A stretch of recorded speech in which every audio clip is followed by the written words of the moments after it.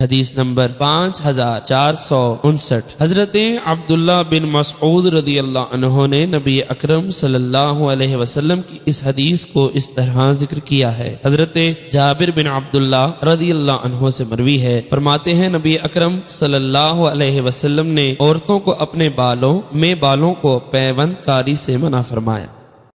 حدیث نمبر 5460۔ حضرت حمید بن عبد الرحمن بن عوف بیان کرتے ہیں، جس سال حضرت معاویہ رضی اللہ عنہ نے حج کیا، اس سال انہوں نے ممبر پر بیٹھ کر بالوں کا ایک گچھا لیا جو ان کے غلام کے ہاتھ میں تھا، پھر فرمایا، اے اہل مدینہ، تمہارے علماء کہاں ہیں؟ میں نے رسول اکرم صلی اللہ علیہ وسلم سے سنا آپ اس قسم کے کاموں سے منع کرتے تھے اور فرماتے تھے کہ جب بنی اسرائیل کی عورتوں نے یہ کام شروع کیا تو وہ ہلاک ہو گئے۔ حدیث نمبر 5461۔ امام مسلم رحمۃ اللہ علیہ نے اس حدیث کی 3 سندیں ذکر کی ہیں، البتہ معمر کی روایت میں ہے کہ بنی اسرائیل کو عذاب دیا گیا۔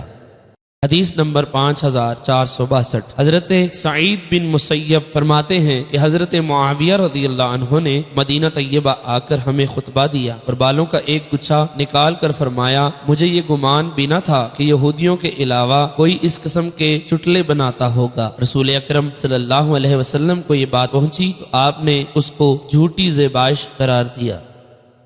حدیث نمبر 5463۔ حضرت سعید بن مسیب رضی اللہ عنہ فرماتے ہیں کہ ایک دن حضرت معاویہ رضی اللہ عنہ نے فرمایا، تم لوگوں نے برا لباس اختیار کر لیا ہے اور نبی اکرم صلی اللہ علیہ وسلم نے جھوٹ سے منع فرمایا ہے۔ پھر ایک شخص ایسی لاٹھی لے کر آیا جس کے سر پر چیتھڑا تھا۔ حضرت معاویہ رضی اللہ عنہ نے فرمایا، سن، یہی جھوٹ ہے۔ حضرت قتادہ نے اس کی تفسیر میں کہا، یعنی عورتیں کپڑے باندھ کر اپنے بالوں کو لمبے کرتی ہیں۔